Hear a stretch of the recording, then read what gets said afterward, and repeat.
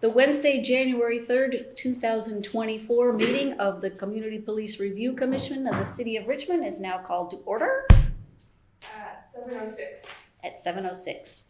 May we have a roll call, please? Carol Hextrom. Here. Rachel Lordberg. Here. Oscar Garcia is absent. Andre Jackson is absent. Carol Johnson. Here. Stephen Lacey is absent. And Daniel Lawson. Here. Alrighty, so agenda review. At this point, I don't see our council liaison, and you're here for the chief? Yes, ma'am. Okay. She's on over here. Participant, sorry.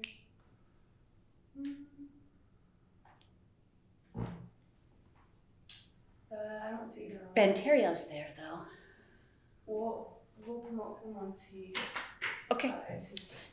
I mean, he can, however you want to do it. All right, so So are they approval of, hearing us through this or just through the laptop? that's Through the laptop. recording. Yeah. Oh, that's recording. Do we have a motion to approve the minutes from the December 6th, 2023 meeting that were included in our, they seem like very thorough minutes. I didn't notice anything So, needed to be corrected. Any second? Second? All in favor? Aye. Any opposed? Any abstentions? Passes unanimously. Do we have any public forum? So, none online, but Cordell submitted an email. Hello, Chair Hextrom, Commissioners, and staff. Happy 2024. I am submitting the following comments into the record. Number one, for the February agenda, the Commission should consider planning a retreat to go over the expectations for the Community Police Review Commission. And number two, also to consider having some young adults fill the remaining vacancies on the Community Police Review Commission. Sincerely, Cordell. Thank you. No other public comments? Okay, we move on to City Council Liaison, who I don't see, so we'll move on to Chief of Police or designee. Mind if I join you at the table? Please do.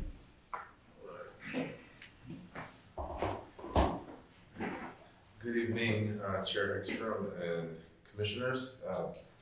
My name is Tim Simmons. I'm the Assistant Police Chief, and I'm here on behalf of Chief Bisa French. Happy New Year to all of you. So I'll start with providing you an overview of our current staffing situation.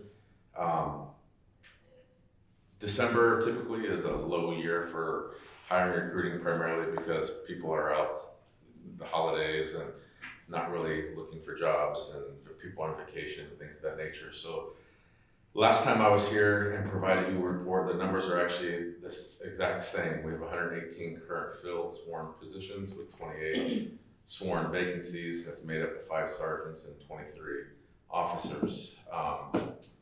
I will be attending a graduation from a police academy actually on Friday, where we will be graduating 2 recruits out of the Contra Costa County Police Academy. So we will be welcoming those 2 new recruits into our ranks. So that actually will impact that number in the positive direction come Friday. So we're looking forward to that. We also have 3 other recruits in the junior class of the Contra Costa County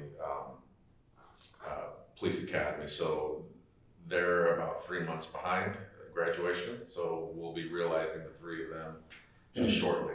In addition to the 2 officers that we will swear in on Monday that are graduating on Friday, we have a 3rd officer who's actually a lateral from the city of, he worked for the city of Lompoc Police Department, and he did a stint with the city of Vacaville. And now he'll be landing with us. We're very excited about him. So we'll be swearing in 3 new people this Monday. You are all invited to the swearing ceremony on behalf of the chief. If you can attend, 10 o'clock in the morning at the police department Monday morning. We'd love to see you there if possible. So that's a quick overview of our current vacancies and how they break down. For sworn personnel, currently authorized 68 professional staff members. We have 48 current filled positions, actually 49. We had a parking enforcement officer who was in the police academy and didn't the training modalities required in the police academy, and is now back with us as a park enforcement officer. So we have 49 filled positions and 19 vacancies. With a lot of actual movement though in the pipeline to fill a lot of those professional staff vacancies. Currently, our sworn staff that we have positions filled, but they're on some type of modified duty. We have 3 officers out on light duty.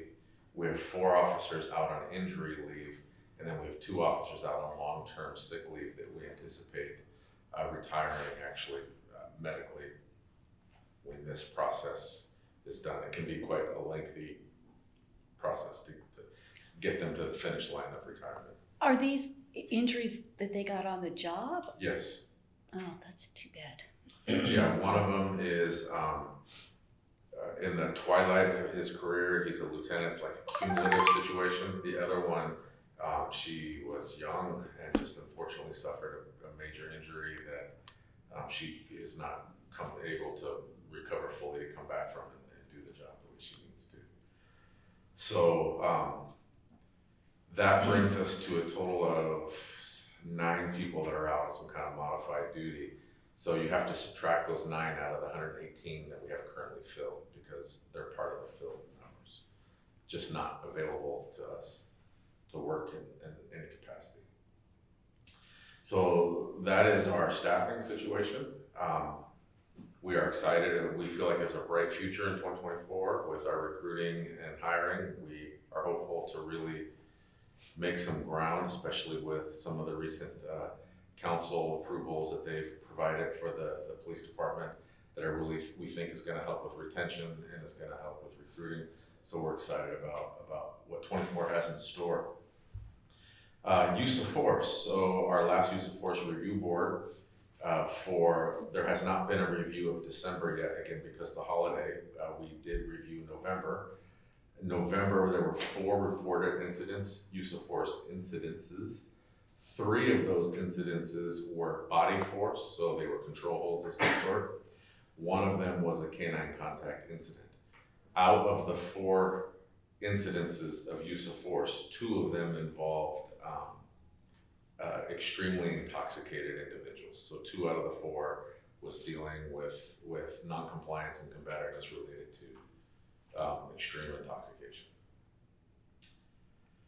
Violent crime. Come on, open up. Okay, there we go. Violent crime. We ended the year 2023 with the lowest homicide rate that we could find on record. What's the total? So total of 8 homicides. What? 1 officer-involved shooting that resulted in death. That was the one you all are already aware of. That is a homicide, but it's under the justifiable homicide category, not the felonious homicides. And then 2 vehicular manslaughters. So those were deaths caused by car, but They weren't somebody getting shot. They weren't homicides in the traditional sense of how they're reported. Yeah. So 8 was our official number, gun violence, or some weapon of some sort. We have records going back 50-something years in the police department, and we've never even come close to that number. So, What is the reason? You know, I think I would be remiss if I said there was a reason. I think it is number one.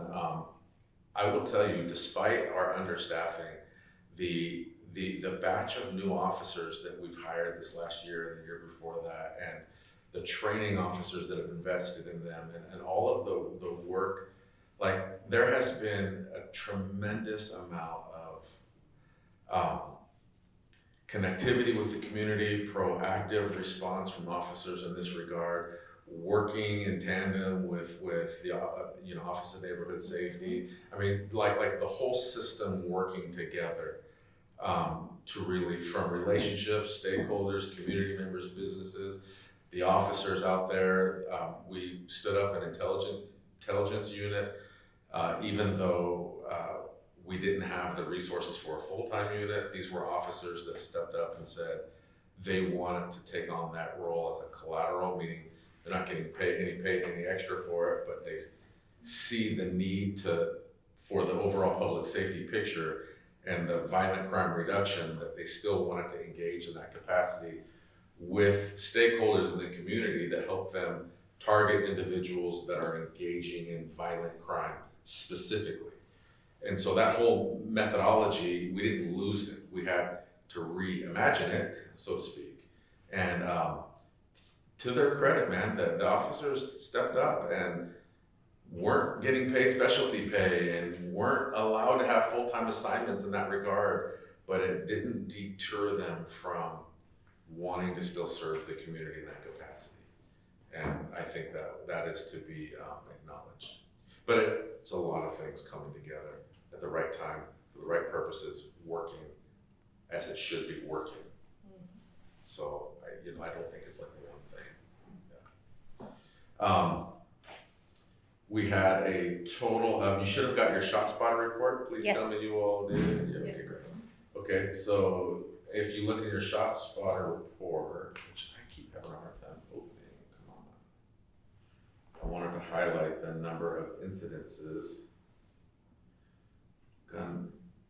Oh, come on. Just a second. Well, mine is not opening up, so my apologies, but we had 160 something shots fired, calls for service. If you look at the ShotSpotter activations year over year, we ended with the exact same number that we had in 2022, so there was no change there. I have a question. Yes, So I was able to open it. I'm glad you were, mine's not open for some reason. So in the very first table, which is labeled calls for service, Yes, there's 2 rows, one is shots fired and one is activations. So- What are those 2 different? okay, so those are different because we'll get shots fired calls, which are calls from citizens that include the activations from ShotSpotter. ShotSpotter will create a call all by itself without a citizen having to pick up the phone and call 911 and say, yeah, I heard shots fired. Shots will be fired and calls will come through the city that are not picked up by the ShotSpotter system because they're out of range, or they happened in a car, or they happened in a house or in a business, or they happened in some capacity that doesn't allow the system to triangulate properly, so it doesn't report automatically that call. But we still get a call from a citizen that says, hey, shots were fired at this location, whatever the case might be. So the ones so in the row where it says shots fired, those are calls from people saying, I heard shots. You got it. And what is it activation? includes the activation, so that number includes, that's like the cumulative total number, Oh, I see. and then we extrapolate out how many out of the cumulative total. Oh, so, number. okay, so like what I'm seeing here is like in the December, under shots fired, it says 90. Under activations, it says 60. So there were 60 ShotSpotter, Activations that created a call by themselves. and there were 30 separate You got calls it. from citizens There saying, you I go. heard shots. That's right. I see. Yes, that allows us to see the total calls related to shots being fired, but it allows us to understand which ones came directly from ShotSpotter and which ones did not. It helps us also understand how well is the ShotSpotter system working. Do we have proper coverage? Is the system working the way it should be? We can go back and look at where did the citizen call in comparison to, do we have ShotSpotter there? If the answer is yes, and we didn't get a ShotSpotter activation, we have to deal with our vendor on that, right? And if it's not, then maybe we have to look at a trend. Do we need to enhance our coverage area of ShotSpotter because this area should be covered because we have activity here? So for all 90 of those, an officer went out. To every single one of them. And then was anything, like, is there any record of like what happened as a result of those? Yeah, so each of those calls for service, there will be, if there was something found, there will be a report taken. If they find casings, if they find evidence of a crime, if they find a victim, if they find witnesses, anything that corroborates that a crime has occurred, there will be a police report taken associated with that call. Yes. But the call will still be listed even if there was nothing found. That's right. Because So with- maybe they heard a backfire or something and thought it was a So shot. the system, well, that could be for like a citizen call. That's certainly a possibility. ShotSpotter, the system, advertises that it distinguishes the difference between a backfire, a firework, something of that nature. And it's supposed to only report to the 911 call center when it's determined it's a shot. Right, but what about a person? That's what I mean. That would be where the discrepancy would be. Yeah. Is if it was a person. Yeah, Okay. exactly. So I actually have a question about Yes. like unsolved homicides. Are you guys closing more of those? So there is virtually no work being done right now on let me make sure I say this properly. There is work being done on unsolved homicides. The older those homicides get, the less work gets focused on them because of our resources. We used to have 8 homicide detectives, and within the context of 8 homicide detectives, we had dedicated homicide detectives that stayed on the cold calls. Or not cold calls, I'm sorry, cold cases, thank you. So that there was always these eyes on and these workings. As we've had to push resources back to patrol, those were some of the functionalities that we've lost. As today, in our senior command staff meeting, we started looking at some possible funding, and this is we just started talking about this today. So please understand, we have a long way to go to see if this comes into realization. But through Congressman Garamendi's office, there may be some funding available for us to hire some homicide detectives that are retired on like an annuitant program, strictly for the sole purpose of working unsolved homicide cases and regaining that resource back, and they would have no other job but that. But we have a long way to go till we can see if that's a reality or not. But we talked about it as recently as today. Do you mean old, like 15, 20 years, or like 2022? No, I mean like 15, 20 years. Yeah, Okay. we actually, not that long ago, one of our cold case, 15, 20 years old, we were able, because, you know, DNA evidence and things that weren't around, I mean, it was around, but maybe not as advanced 15, 20 years ago. We were able to solve a really major one from like 20 years ago because of the updated DNA evidence. And we ended up getting a confession and whole 9 yards. But we still, 2022, 2021, those are still fresh. I'm talking more like cold. Okay. I wasn't sure if at what point something becomes kind of. Yeah, but I just mean the older it gets, the more stale it does become by nature. And the less return for the amount of hours that you put in. You're right. Yeah. You have to be careful about how you allocate You're right. the hours you Yeah. have. Yeah. And that is my report. Okay, any questions for Assistant Chief Simmons? Oh, I just want to say I was really saddened to hear about the officers. in Yeah, Oakland, thank you. And, Yeah, we all were. I appreciate that. and I wanted to. I don't really have a question. Just. Yeah. I'm Yeah, sure. we, your police department, we, as a city, we sent a contingent of officers, including myself and a captain, and we sent 3 other officers in cars, and we were actually at the hospital in Oakland within 4 or 5 hours of that incident happening, and then we stayed there at the hospital with OPD and the family all the way until the body of the officer was transported from Highland Hospital to the county. Mark? So I heard they Four have some Corners office. arrests, they arrested the people. Yeah, that's what I understand too, so, yeah. That's good. Kind of doesn't help this, bring back the officer though. It doesn't, but hopefully But they have, the they're not family gonna can get start away. to maybe heal when they know that there's some potential closure for it coming, we'll see. They're gonna get some justice. But I appreciate that, thank you. Any further questions? Thank you Okay. very much. Well, thank you very much. Thank You all, Happy New Year again, have a wonderful week. Thank you for coming. Let the record reflect that Stephen Lacey is on his way, but he got pulled over because he ran a stop sign. Uh-oh. Trying to get here. Well, we're not that understaffed. No, we were able to have the meeting. I told him but I guess he was still wanted to be on time. All right, so now we move on to Ben Terrio. Can you, Let me promote him. okay.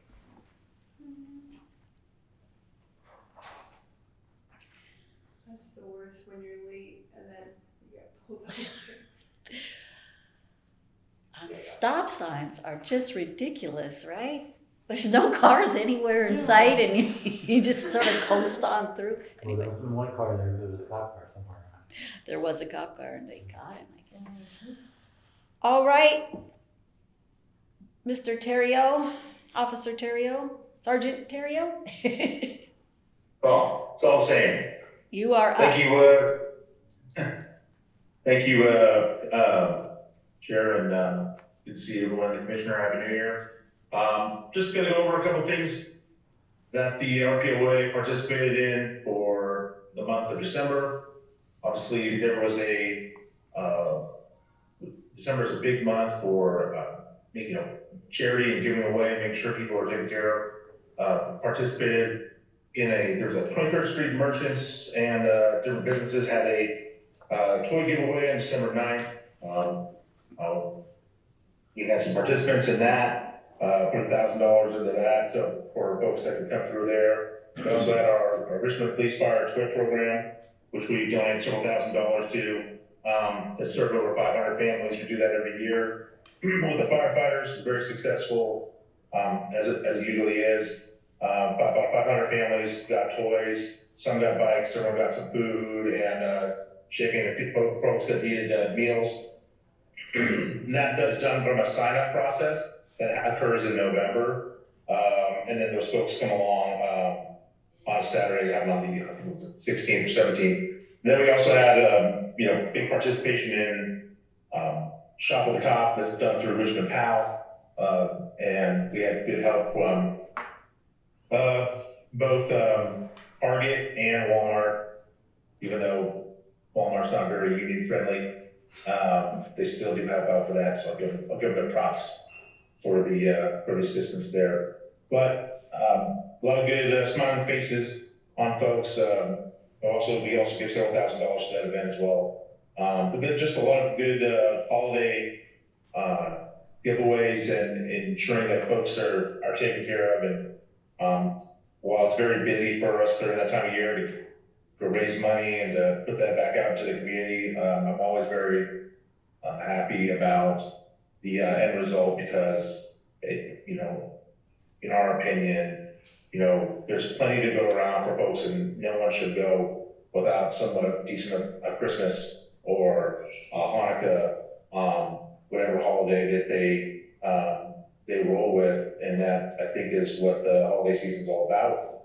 And it's good to see people see that worked out. The previous month meeting, sorry I wasn't able to attend. I'll probably be able to start. Actually, I really don't like meeting in Zoom, but I'll be there in person. But I did some lobbying on behalf of our union in DC. Some of the things we're trying to really push are for additional grant funding for housing that would encourage folks to, for the federal government to participate in funding that would allow housing for officers that work to live in the communities they serve in. This would be done through some type of program that was like a Fannie Mae, Freddie Mac type style program that would allow people to basically get extra down payments or have like more of like 0% down payment in the communities they serve. I think that would be it's a really good idea and thing that helps out especially for young and newer officers. Obviously it doesn't mean you have to stay there forever, but I think it's a good type of program. So that's something that our larger union, CORAT, has been working on. Also increasing the ability for DOJ grants. They're called Edward Byrne grants. And they're grants the police department has used a lot over the years, but they have, like most grants, they have a lot of high restrictions. And one of the things we're lobbying to try to increase is the ability of those, take away some of those restrictions that would allow them to be used more for recruiting and retention. Right now, like all grants, they have come with very specific uses, very specific functions. And so it would be helpful to have some of those, of all grants have to be managed once they get put into effect or accepted. But it would be very helpful if we could have some more of that federal money that, could be used on a more broader basis in recruiting and retention. Those are the big, there were a few other bills, but those are the big ones. Another one that's moving along that was, really has to do more with retirees, but people who are participating in lots of different types of workforce pensions are not able to utilize their Social Security once they retire. And so that bill is probably the furthest bill along. I mean, I don't have a lot of hope, but a lot of things getting done on the federal level for this election year. But those other two bills, the bills about the grants and opening that up, and then providing some money to localities such as city government or county government to encourage folks who are hired to live in the communities they serve. They definitely have legs, and I can see them moving forward the next couple of years. So those are the things I was doing last month. I couldn't be here in person, but and then like I said, all of our charity giving, a lot of stuff going on in the holiday season, and that's pretty much it. It's not going to be a dead horse. All the stuff that the chiefs are talking about, it's the same thing for us. Recruiting people, keeping people here, that's the priority. And most of the things that we do are designed around that. That's all I got. Thank you. Any questions for Sergeant Theriault?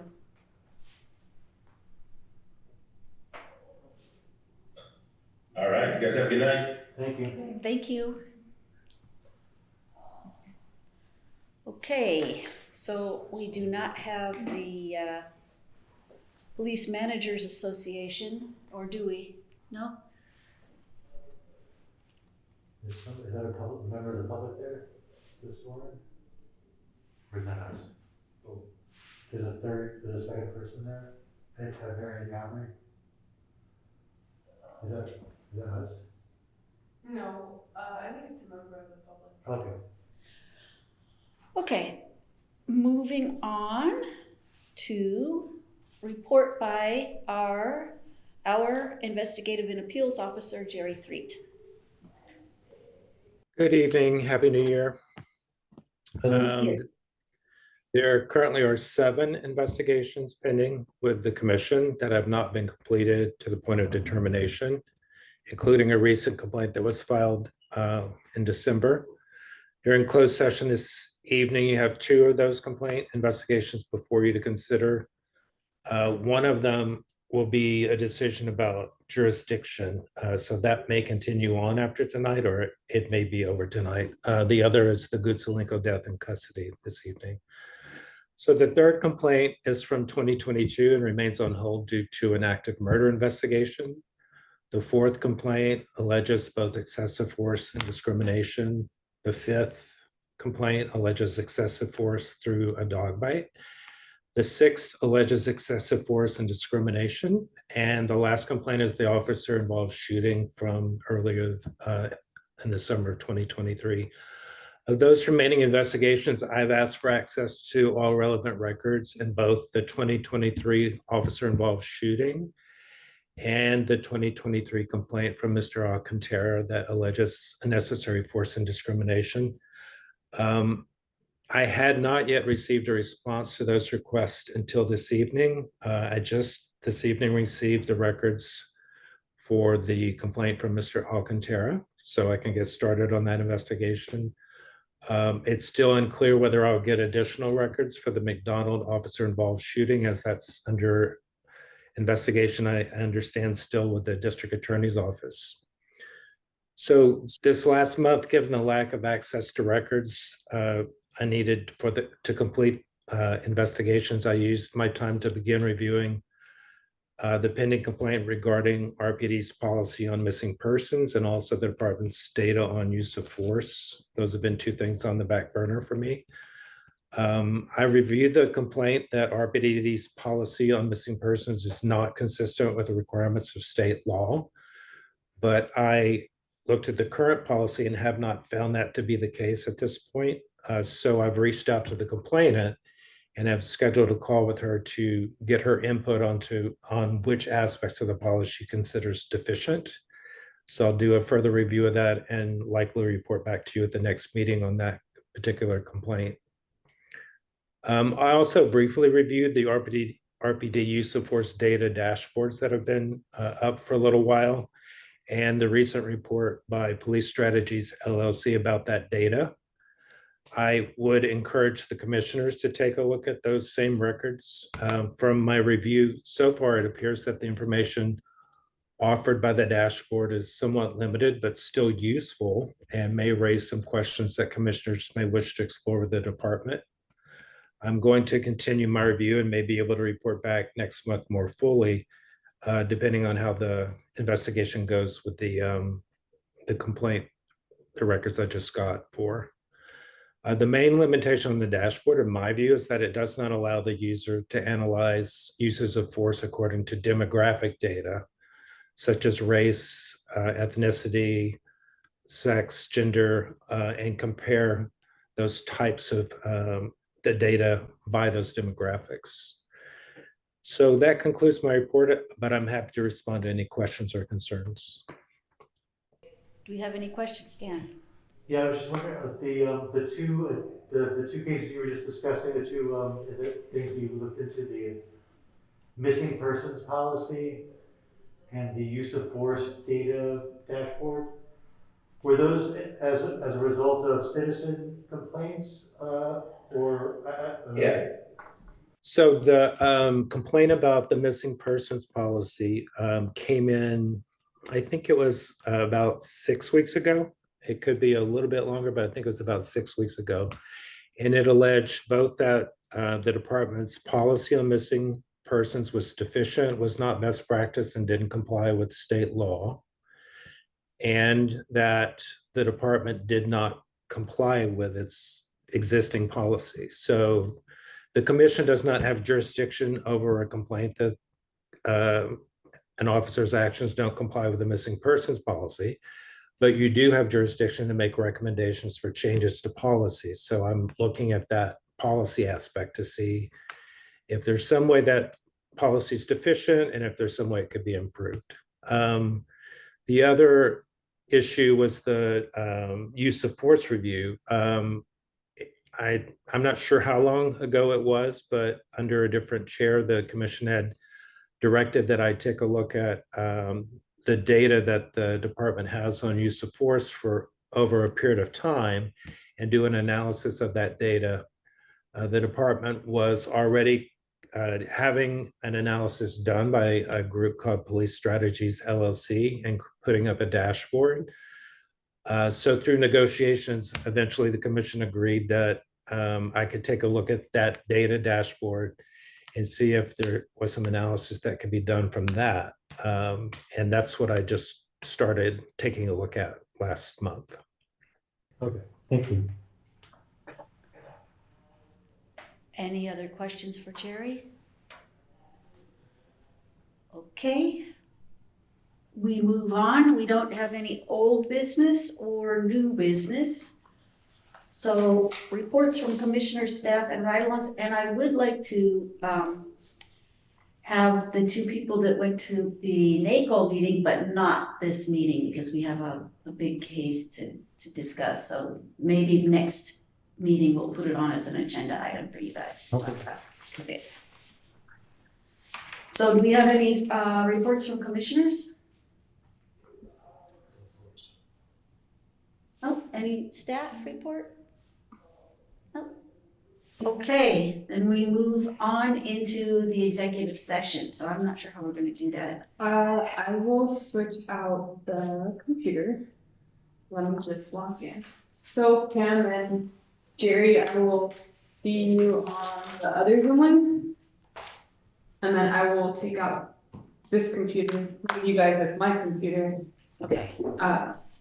So we will Keep the meeting going, but not still the recording. executive session going. Okay, go for it.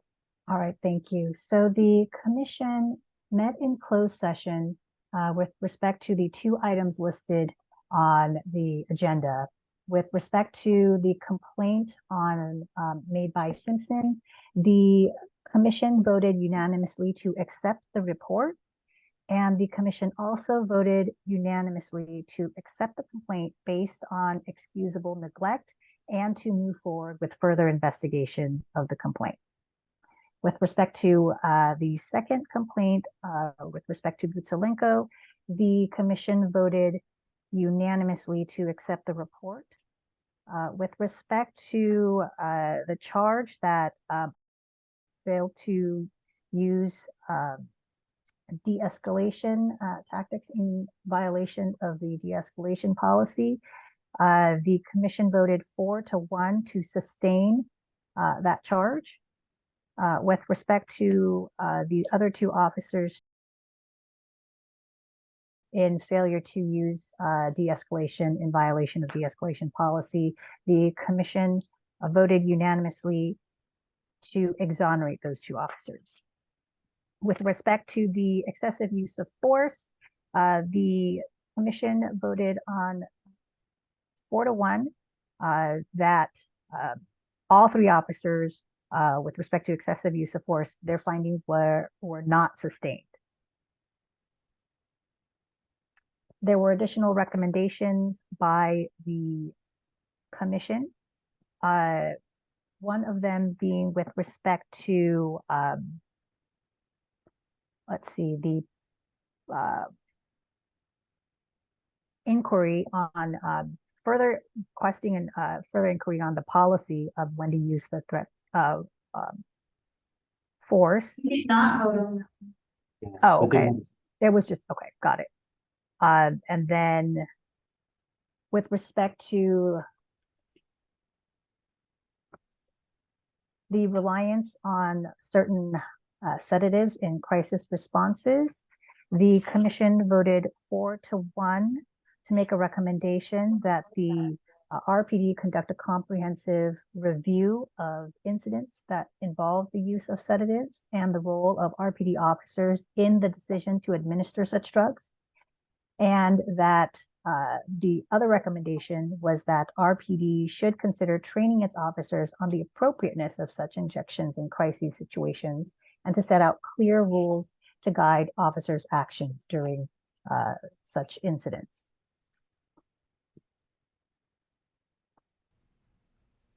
And that is our findings for tonight. The meeting is now adjourned. Thank you, everybody. At 9:31. Thank you.